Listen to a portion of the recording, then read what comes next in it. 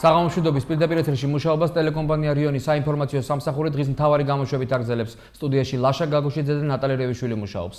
საღამომშვიდობის დღეს თქვენ პროგრამაში ნახავთ.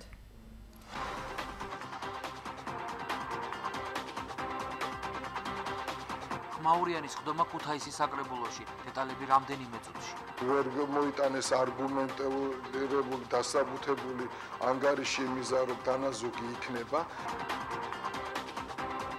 დევნილთა და განსახლების სამინისტრომ ქუთაისში 2 კორპუსის მშენებლობა დაიწყო. ნახეთ დღის ამბებში. არტის თვეში დაიწყო 216 სართულიანი კორპუსის მშენებლობა. სულ ჯამში გათვალისწინებულია 25 ასეთი კორპუსის მშენებლობა.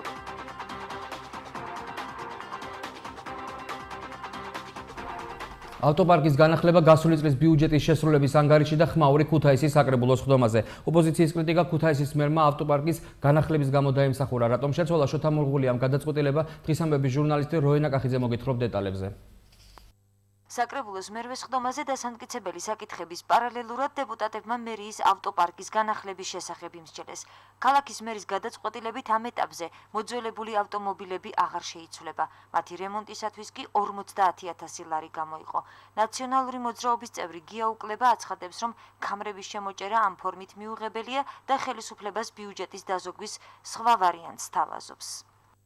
ვერ მოიტანეს არგუმენტირებული, დასაბუთებული ანგარიში იმისა, რომ დანაზოგი იქნება. მეორე მათ შეუძლიათ მარტივად გააკეთონ ეს დანაზოგი, ჩვენ ამაზე უთხარით. თუ წვავს მანქანა, ბევრ საწვავს ის თუ მოიხმარს კონკრეტულად ბევრ ბენზინს და დიზელს, კონკრეტულად ბენზინს, დიზელი ბოდიში არ შედის ამაში, მათ შეუძლიათ გაზის ბალონები ჩადგან და გაზით იაროთ. გაცილებით მეტი დაჯდება, თქვათ, სამსახურეობრივი მანქანის მოხმარება. ასე რომ მე აქ დიდ პრობლემას ვერ ვხედავ, უბრალოდ ქალაქის მერმა, საკრებულოს თავმჯდომარემ არ იციან რითი დაკავდნენ, მათ არ ყოფნით იდეები იმისა, რომ მართონ ქალაქი და რაც მოსული არის ეს ხელისუფლება, მის მერე არის გაუთავებელი საუბრები იმაზე, თუ რომელმა რა მანქანით უნდა იაროს. და ზოგი წუწუნებს იმაზე, რომ წყალი ჩამოდის და გუბერნატორმა პირველი რაც ჩამოვიდა დაათვალიერა დათოს მანქანა, ეს არის ქუთაისში ანეკდოტური სიტუაცია და ეს ყველაფერი მიდის იქეთკენ, რომ ქუთაისი კარგავს თავის ფუნქციას, თავის სტრატეგიულობას ჩვენს ქვეყანაში. ნაციონალური მოძრაობა არის აგონიაში. თვითონაც იციან, რომ ადმინისტრაციული ხარჯი თუ გვინდა დავზოგოთ, უნდა გადავყაროთ 20 ლიტრ დიზელს, რომელიც და ბენზინს მოითხოვს ეს მანქანები, ნუ გადავყაროთ ულტრირებული რა თქმა უნდა ეგ სიტყვა და ის მანქანები მოიყვანოთ, რომელიც 5 litrს და 6 litrს მოიხმარს. ამაზე იყო საუბარი, ამაში არაფერი განსაკუთრებული არ იყო. აქ იყო საუბარი 50-ზე მეტ ავტომობილის ჩაბარებაზე და მის ნაცვლად დაბალი კლასის, ეკონომიკური კლასის მანქანების გამოყვანაზე. ეს ადამიანი ან უნდა იყო გონებრივად გამართული, ან სპეციალურად სპეკულირებდა. 50,000 გადავიტანეთ უკვე რემონტის ხარჯი, იმიტომ რომ ძალიან ძვირია ამათი რემონტი, მაგრამ ვითვალისწინებთ რა საზოგადოებაში არასწორად გაჟღერებულ ინფორმაციას, წავალთ ამ გზით.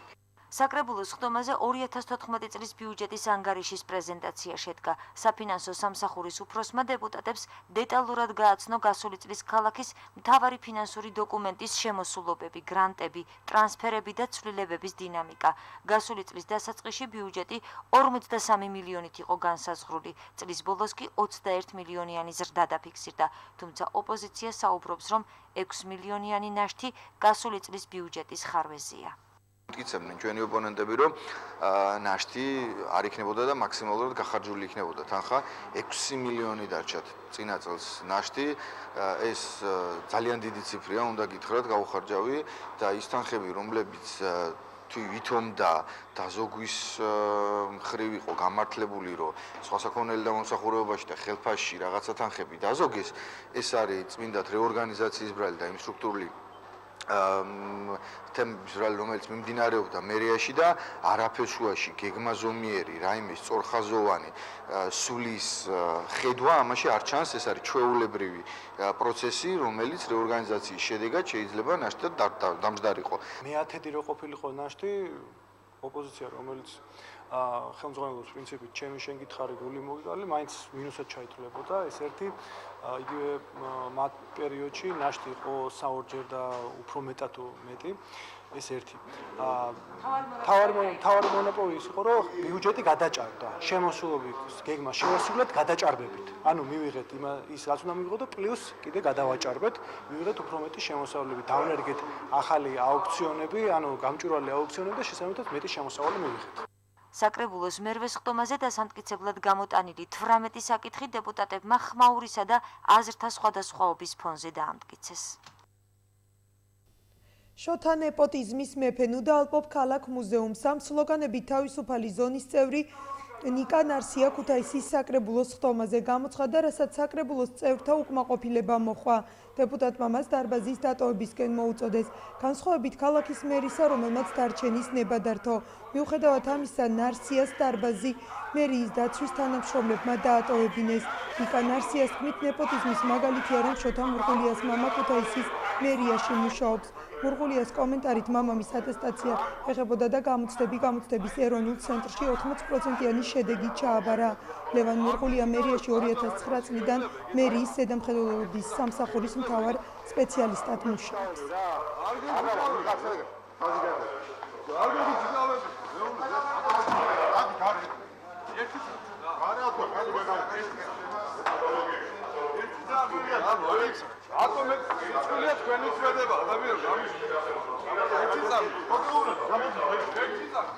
ნეპოტიზმს გაუზრდს ხაზ და ქალაქ მუზეუმი, რომელიც პება გაიარეთ აგერ თეთრხიძე და ადვილად შეამჩნევს, რომ კარფანჯრები არის ჩამოლეწილი. უბრალოდ 10,000 ლარიც არ ჭირდება იმას, რომ ტურისტი ჩამოვიდეს და ნახოს ნორმალური ქუთაისი. ეგ ერთი ნეპოტიზმს შეეხება მე მგონი ხერხული უნდა იყოს მამაშვილის ერთად მუშაობა, მე ქალაქ მუზეუმის პირველ სართულზე მუშაობს, მეორე სართულზე. ანუ ბატონ შოთას მიმართა, რომ ძალიან უხერხული არცად ქალაქში და მე მგონი მსოფლიოს არცეთ კუთხეში არ ხდება ეგეთი რაღაცა, რომ წყალებში რო ვთქვათ, უხერხულზე მეტიც არის რა, არ შეიძლება ეგეთი რაღაცა. კონკურსზე გაიმარჯვა და ანუ გამოსცა ვის ჩააბარა. ანუ ჩააბარა საკუთარ მამას, ეგ უცოტა უხერხული თემაც არის და მიუღებელი არის ქუთაისისთვის. და ქუთაისთვის ბევრი ადამიანი გამოხატავს პროტესტს. და ბევრს არ ესმის უბრალოდ ადამიანს ნეპოტიზმი რას ნიშნავს. ნეპოტიზმი ნიშნავს იმას, რომ აი ნათესავების და მithumets მამის დანიშვნას თავის სადაც მუშაობს, ანუ თავის ორგანიზაცია იქნება თუ მერიაში მე ქალაქის მერი ნიშნავს თავის მამას. ეგ არის იბძახიან იმას, რომ ადრე მუშაობდა კონკურსი ხო ხელახლა გაიარა. მამს ხელი ხომ მოაწერათ იმ დოკუმენტს, რომ მამამისი მიიღო მერიაში ხო ხელახლა. ნეპოტიზმი იყო, მე მათ ვთხოვე, რომ დაესახელებინათ 2009 ადამიანამდე არის დაახლოებით მერია, საბავშვო ბაღები, ბიბლიოთეკები, სპორტული გაერთიანებები და ასე შემდეგ, რაც მერიის ბიუჯეტიდან სუბსიდირების სახით იღებენ. ად მხოლოდ ერთი, კიდევ ერთხელ ვამბობ, მხოლოდ ერთი 2009 ადამიანში ეს თქვეს, ანუ ჩემ მამასთან დაკავშირებით, რაც ჩემი აზრით ძალიან ამორალური არის მათი მხრიდან, იმიტომ რომ მათ ძალიან კარგად ეციან, რომ მამა ჩემი 2009 წლიდან მუშაობს მერიაში და ის ჩემი დანიშნული არ არის. პირველი 2009 წლიდან თუ გნებავთ ბრძანება ამოიღეთ და ნახეთ, რომელიც დანიშნული იყო უადოდ, ასევე ტყუილს ამბობენ, რომ მამაჩემი თურმე კონკურსი მეგავატარე, ტყუილია, იმიტომ რომ მამაჩემს არ ეკუთვნოდა კონკურსი, მას ეკუთვნოდა ატესტაცია, მათ შორის არის დიდი სხვაობა, იმიტომ რომ ატესტაციის დროს მთავარი ეტაპი არის გარე გამოცდა, გადალახავს თუ არა, რომელსაც ქალაქის მერი არ აკეთებდა, თქვენ იყავით ამაში ჩართული, გავიდა და ღირსეულად ჩააბარა, იმიტომ რომ კონკურსი არ გაუვლია, გაიარა ატესტაცია, იმიტომ რომ ის ექვემდებარებოდა ატესტაციას, ისევე როგორც დაახლოებით 117 ადამიანი ამ შენობაში და იმ 117 ადამიანიდან ვინც კი გადალახა გამოცდაზე, ყველა დარჩა. ნუ ალბათ მე ბრალს ვდებენ იმაში, რომ მე რატო დავნიშნე არა, რატო არ მოხსენი მამაჩემი. ნუ ეს უკვე მორალური თემაა და ვისაუბროთ. ის თუ კანონს არ არღვევს, მე კიდევ ერთხელ ვამბობ, მე არა ვარ კომუნისტი, რომ საკუთარი მამა მოხსნა ან დავხრიტო. ან რატო უნდა გავაკეთო, როცა ის ადამიანი თავისი შრომით წლების განმავლობაში ის მუშაობს ზედამხედველობის სამსახურში, შეგიძლიათ ეხლა ჩაბრძანდეთ და ნახოთ თუ ვინმეს აქვს უფრო ნაკლები სამუშაო პირობები ვიდრე მამაჩემს.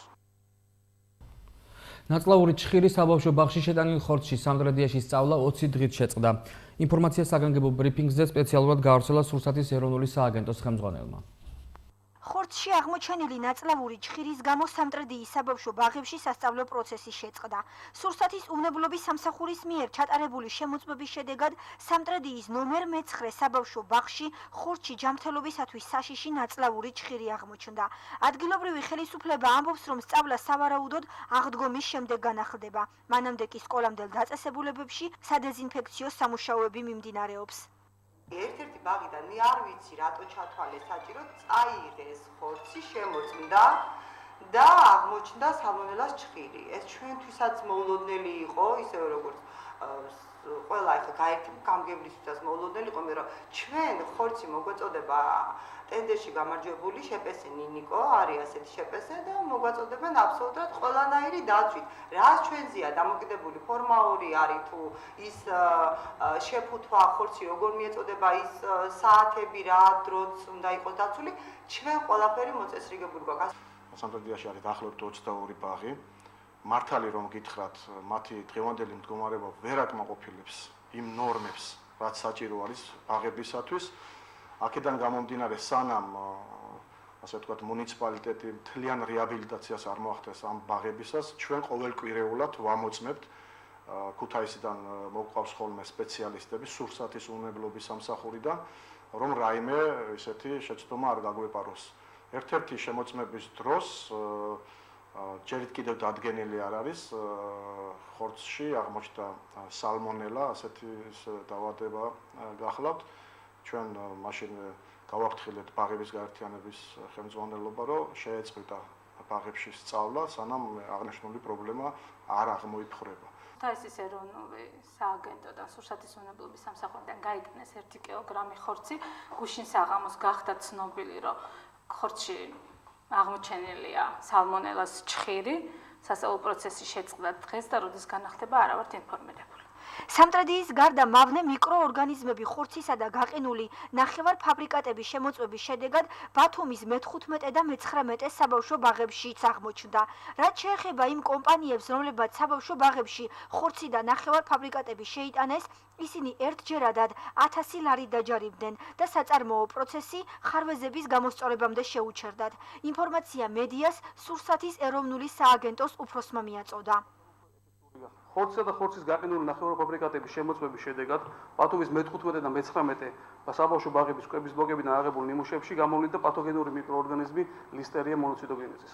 ასევე თბილისსა და დასავლეთ საქართველოს სარეალიზაციო ქსელიდან ამოღებულ ხორცის გაყინულ ნახევარფაბრიკატების ნიმუშებში, როგორც არის მაგალითისთვის გაყინული ხინკალი, მწარმოებელი ინდმეწარმე ავთანდილ ტარიელაძე, შპს ნიკეთი, შპს მეგა, შპს გაამო, აგრეთვე ქაბაბი, მწარმოებელი შპს ქართული პროდუქტი და შპს სოლო, აგრეთვე ტოლმა, მწარმოებელი ნატურალ ფუდი, ასევე აღმოჩენილი იქნა პათოგენური მიკროორგანიზმი ლისტერია მონოციტოგენეზის. აგრეთვე სამტრედიის მე-9 საბავშვო ბაღიდან ამოღებულ ნიმუში აღმოჩნდა პათოგენური მიკროორგანიზმი სალმონელა, რომელიც ასევე პათოგენურ მიკროორგანიზმს წარმოადგენს და საშიშია ჯანმრთელობისთვის. სააგენტოს დავალებით საბავშვო ბაღების გაერთიანებებმა დაუყოვნებლივ გამოიწვიეს აღნიშნული ხორცის პროდუქტები და აგრეთვე იმ ბიზნეს ოპერატორებმა, რომლებიც აწარმოებენ ამ გაყინულ ნახევარფაბრიკატებს, მათაც დაევალათ აღნიშნული პროდუქციის გამოწვევა ბაზრიდან. სურსათის ეროვნული სააგენტო მოსახლეობას ხორცისა და ხორც პროდუქტების შეძენისას სიფრთხილის ნორმების დაცვისკენ და სურსათის უნებლობის ნორმების დარღვევის შემთხვევაში ცხელ ხაზზე 291 91 68 დაკავშირებისკენ მოუწოდებს. ქალაქში მოქმედი ბიზნეს სუბიექტების აქტივობების გაცნობა, არსებული პრობლემები და ბიზნესის განვითარებისთვის ხელშეწყობა, ასევე საჭირო გზების მოძიება. ქუთაისის მერიის ეკონომიკისა და საბინაო სამსახურის ერთობლივი ინიციატივა ცნობილი დღეს გახდა. ქუთაისის მერიის ეკონომიკისა და საბინაო სამსახურების ერთობლივი ინიციატივით ხორციელდება პროექტი, რომლის მიზანია ქალაქის მასშტაბით მოქმედი ბიზნეს სუბიექტების აქტივობების გაცნობა, ბიზნესის წინაშე არსებული პრობლემებისა და მათი განვითარებისათვის თვითმმართველობის დახმარება და საჭირო გზების მოძიება. ქალაქის მერი ინიციატივას მიესალმება და თვლის, რომ მსგავსი ბაზების შექმნა საჭირო და აუცილებელია. ჩვენ გადავწყვეტეთ, რომ ეკონომიკური სამსახურის და საბინაო სამსახურის მიერ მოხდეს ბაზების შექმნა, ანუ რეალურად თითოეულ უბანში რამდენი ბიზნეს ობიექტი ფუნქციონირებს, რა არის მათი პრობლემები, რამდენი ადამიანი არის დასაქმებული, ანუ სახეობები, ბიზნეს სახეობები, რა ბიზნეს სახეობების მიხედვითაა ეს ყველაფერი გადანაწილებული. შემდეგ ამ ყველა ინფორმაციის შეკრება შესაბამისად ინფორმაციის გაანალიზება, რომელიც არც თუ ისე იოლი იქნება და შემდეგ უკვე მხარდაჭერის პროგრამების შემუშავება, თუ რა მიმართულებით რა შეიძლება გამართდეს. განსაკუთრებული აქცენტი არის სასტუმროების მიმართულებით, განსაკუთრებული აქცენტი არის იგივე რესტორნების თუ კვების ობიექტების მიმართულებით, იმიტომ რომ ჩვენი ერთ-ერთი გამოკვეთილი მიმართულება არის ტურიზმის განვითარება და ნამდვილად ცუდია, როდესაც ქალაქს ზუსტი ინფორმაცია არ აქვს იმის შესახებ, თუ რამდენი სასტუმროში რამდენი ადგილი არის და როგორ არის ეს და რომელ კლასებში ტარდება. კვლევისთვის კითხვარი სფეროების მიხედვით შემუშავდა, რომელსაც საზოგადოებას მართვის ტერიტორიული ორგანოს თანამშრომლები გააცნობენ. როგორც ეკონომიკისა და საბინაო სამსახურების უფროსები აცხადებენ, თანამშრომლობა საზოგადოებასა და მერიას შორის ნებაყოფლობითია და მნიშვნელოვანია როგორც თითოეული მეწარმისთვის, ასევე მოსახლეობისთვის. თვითმმართველობას არ ჰქონდა სრულყოფილი ინფორმაცია ქალაქში არსებული ბიზნესების მათი მდგომარეობის შესახებ, ამიტომ სამსახურმა გადაწყვიტა, რომ ბიზნესის კვლევა განახორციელოს მთელი ქალაქის მასშტაბით. ამისათვის ჩვენ თანამშრომლობთ საბინაო ინფრასტრუქტურის სამსახურთან, რათა ერთობლივი ძალებით უფრო მოკლე დროში და უფრო ეფექტურად ჩავატაროთ კვლევა. კვლევის მიზანია დაადგინოს თუ რა პრობლემები აქვს ბიზნესს, რა მდგომარეობა აქვს, არიან ზრდის, განვითარების თუ პირიქით შემცირების სტადიაზე, რა შეგვიძლია ჩვენ თვითმმართველობამ გავუკეთოთ მათ, რა შესაბამისი პროგრამები განახორციელოთ მათი ხელშეწყობის მიზნით. საბინაო სამსახურის თანამშრომლები მასიურად იქნებიან ამ პროცესში ჩართული, დაახლოებით ყოველდღიურად 70 კაცამდე მიიღებს თავის სხვა ებთან ერთად ამ პროცესში მონაწილეობას, გარდა სამრეწველო ობიექტების აღწერისა და პასპორტიზაციისა, ჩვენ პარალელურად მეორე ღონისძიება გვაქვს, ხოლო საბინაო რასაც ახორციელებს, ეს არის ყველა ოჯახში შესვლა და იმ ეგრეთ წოდებული საოჯახო ბარათების განახლება, რომელიც ამდენი წლის განმავლობაში არ განახლებულა. კვლევა დაახლოებით 2 თვე გაგრძელდება. მუნიციპალიტეტის თანამშრომლები კი სპეციალური სამკერდე ნიშნებით იქნებიან აღჭურვილი. საქართველოს ეროვნული გმირის გიორგი ანწუხელიძის სახელობის სერჟანტთა მომზადების ცენტრს დაარსებიდან 12 წელი შეუსრულდა. სერჟანტთა ცენტრის პირად შემადგენლობას იუბილეს საქართველოს პრეზიდენტმა გიორგი მარგველაშვილმა, შეერაღებული ძალების გენერალური შტაბის უფროსმა გენერალ-მაიორმა ვახტანგ კაპანაძემ და თავდაცვის მინისტრის მოადგილემ ლევან ღირსიაშვილმა მიულოცეს. მოწვეული სტუმრებისთვის სერჟანტთა მომზადების ცენტრის პირადმა შემადგენლობამ და მსმენელებმა საჩვენებელი სამხედრო სწავლება გამართეს. საჩვენებელ წრფნაში ძირითადი სასწავლო კურსის 55 მსმენელი მონაწილეობდა. სწავლების დროს ოცეულის დონის ყოფმა პირობითი მოწინააღმდეგის ლოჯისტიკურ კოლონაზე ჩასაფრება განახორციელა. კოლონა გაანადგურა და ავტოტექნიკა გაჩხრიკა.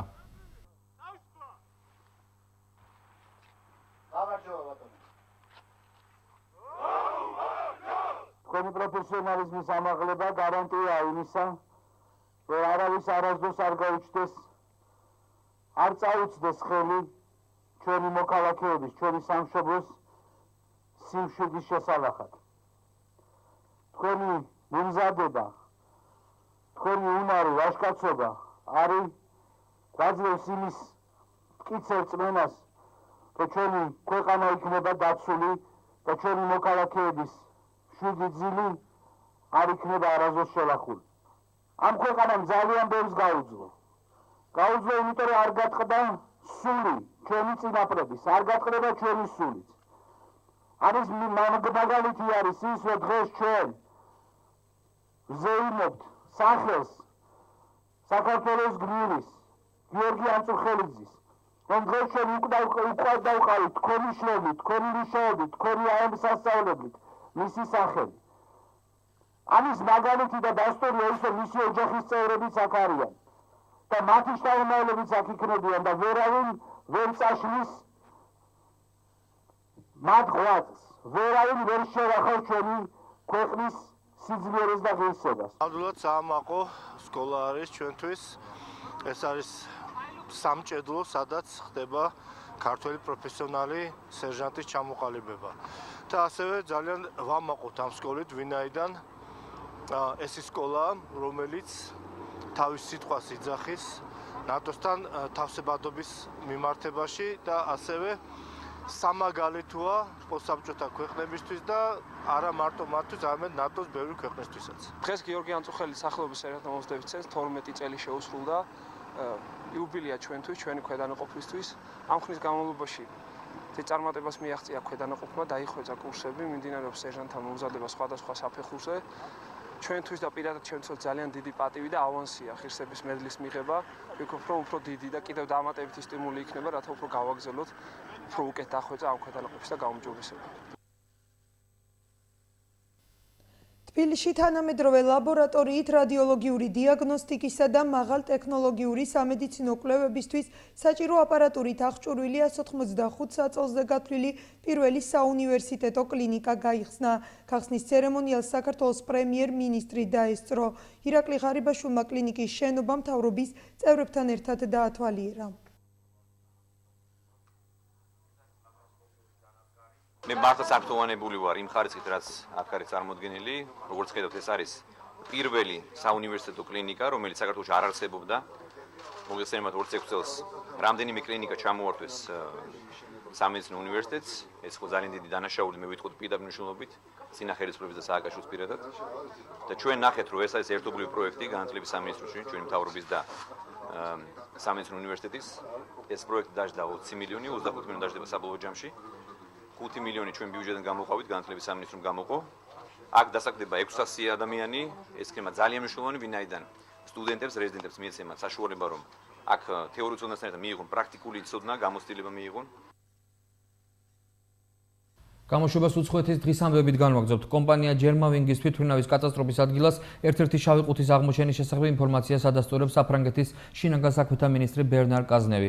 ამის შესახებ BBC იტყობინება კაზნევის თქმით, ჩამწერი ყუთი ნაწილობრივ დაზიანებულია, თუმცა კატასტროფის მიზეზების შესახებ ინფორმაციის მოპოვების მიზნით ყუთის გამოყენება შესაძლებელია. საფრანგეთის ალპებში, სადაც თვითმფრინავი ჩამოვარდა, სამძებრო სამუშაოები გუშინ ღამით შეჩერდა და დღეს განახლდება. სამძებრო სამუშაოებს ისიც ართულებს, რომ თვითმფრინავში ხევში რთულად მისადგომ ადგილას ჩამოვარდა. წინასწარი ვერსიის ბორტზე მყოფი 150 ადამიანი დაიღუპა. პარალელურად ვრცელდება ინფორმაცია, რომ დაღუპულთა შორის 15 ქვეყნის მოქალაქე არის. ამის შესახებ BBC-ს ცნობით ჯერმავინგის აღმასრულებელი დირექტორი ტომას ვალკერმანი იუწყება.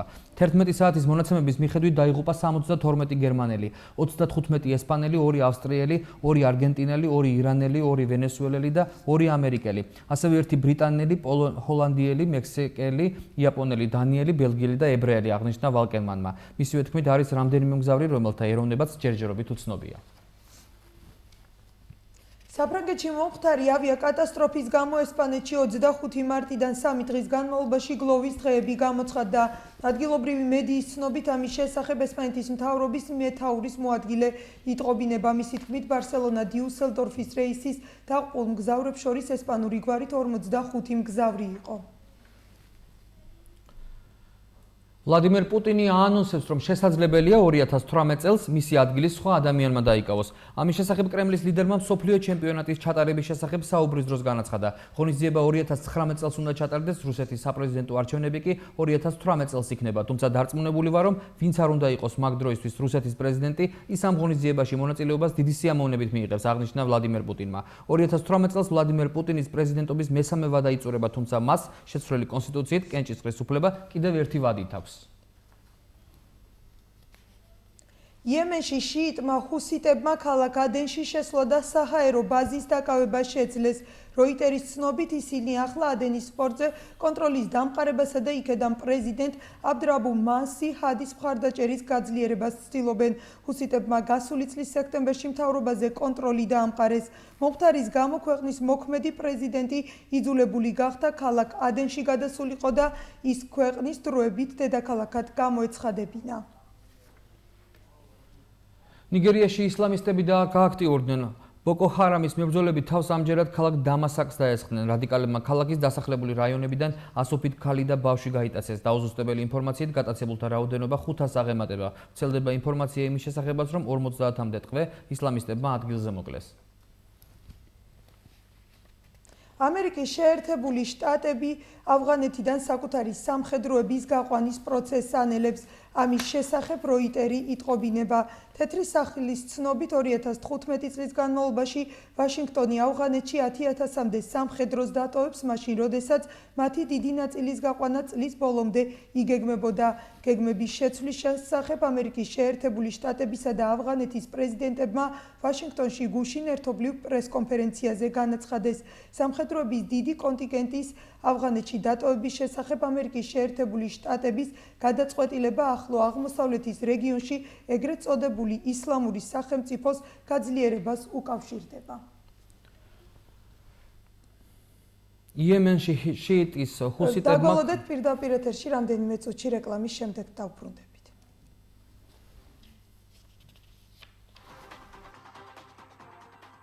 აქცია ფინგა ბანკში 30 აპრილამდე აიღეთ სწრაფი აგროსესხი 20000 ლარამდე გირაოს გარეშე და ისარგებლეთ საშეღავათო პერიოდით რამდენჯერმე. სხვა ბანკში სესხის გადაფარვის შემთხვევაში გთავაზობთ განსაკუთრებულ პირობებს. სესხის დამტკიცების, თანხის გატანის და სესხის წინსწრებით დაფარვის საკომისიო 0%-ია. ფინგა ბანკი, იქ, სადაც გჭირდებათ. ქუთაისის აკადემიკოს ივანე ჯავახიშვილის სახელობის საშუალო სკოლა იმედი აცხადებს მოსწავლეთა მიღებას 5 წლის ასაკიდან მე-12 კლასის ჩათვლით. იმედი ყველაზე დიდი და გამორჩეული კერძო სკოლა დასავლეთ საქართველოში. სწორი მენეჯმენტი, პროფესიონალი პედაგოგები, მრავალფეროვანი სასწავლო პროცესი. გახანგრძლივებული სწავლება პირველიდან მე-6 კლასის ჩათვლით 9-დან 17 საათამდე. უფასო სახელმძღვანელო წიგნები, მოსწავლეთა მომზადება ინგლისურში, კემბრიჯის საერთაშორისო სერტიფიკატის მოსაპოვებლად. რუსული ენის სწავლება მე-3 კლასიდან, მათემატიკისა და გერმანული ენის შემსწავლელი წრეები მე-5 კლასიდან, ქართული ხალხური ცეკვების სტუდია 1 კლასიდან, ჭადრაკი და საბრძოლო ხელოვნება მე-2 კლასიდან, ერჯერადი კვება 1 კლასიდან და ეს ყველაფერი კვების გარდა თვეში 65 ლარად. შეღავათები დაწესებულია 2 და მეჩვილიანი ოჯახებისთვის. მისამართი ქუთაისი ლადო ასათიანის ქუჩა 96.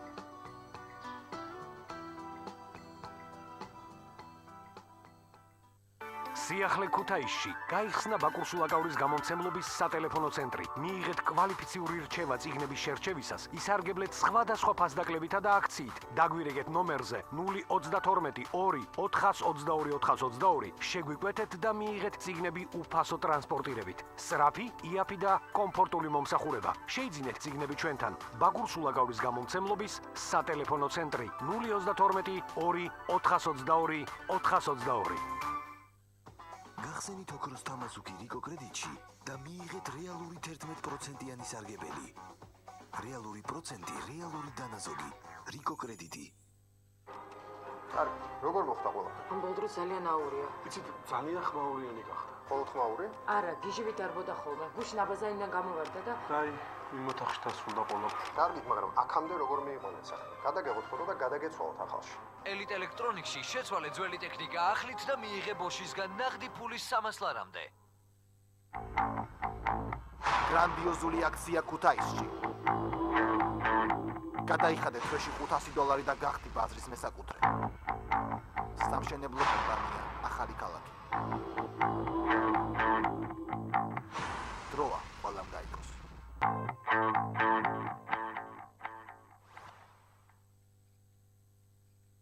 საქართველოს მთავრობის ინიციატივით საგაზაფხულო სამუშაოების ხელშეწყობის პროექტის ბოლო ეტაპი დაიწყო. 2015 წელს სახელმწიფო სარგებელს 800,000 ფერმერი მიიღებს. პროექტის ფარგლებში ფერმერები უფასოდ დაამუშავებენ მიწას ან მიიღებენ სასოფლო-სამეურნეო საქონელს, სასუქი, სათესლე მასალა, მცენარეთა მოვლის საშუალებები, ნერგები. ფერმერებს სახელმწიფო სარგებელი გადაეცემათ სასოფლო-სამეურნეო და აგრობარათების საშუალებით. წლების მანძილზე დაუმუშავებელ მიწებს სასოფლო-სამეურნეო დანიშნულება დაუბრუნდა. ბოლო 2 წლის განმავლობაში მოიხსნა 221,000 ჰექტარი და გაიცა 278 მილიონი ლარის სარგებელი. გახდი მონაწილე და ხელი შეუწყეს სოფლის განვითარებას. სიახლე რიკო კრედიტში. ყველა ფულად იგზავნილი ერთად. დაზოგე თანხა და მიიღე 24 საათიანი სწრაფი მომსახურება კვირაში 7 დღე. რიკო კრედიტი. თუ მუშაობ შემოქმედებით სფეროში, კინორეჟისორი ხარ, წერალი, შესაძლოა მხატვარიც იყო, მსახიობი, ან სულაც დიზაინერი. სულ ერთია კულტურის რომელ სფეროში მოღვაწეობ. ევროკავშირი აუცილებლად დაგეხმარება. როგორ? შემოქმედებითი ევროპა ეხმარება ხელოვანებს. დიახ, ზუსტად შენაირ ადამიანებს, რათა კულტურის სფეროს განვითარებისთვის მოიპოვონ დაფინანსება. მზად ხარ ახალი გამოწვევისთვის. მაშინ შემოგვიერთდი. ანალოგურს ციფრული მაუწყებლობა ცვლის. რეფორმის დასრულებამდე ცოტა დრო დარჩა. პარალელური მაუწყებლობა უკვე დაწყებულია.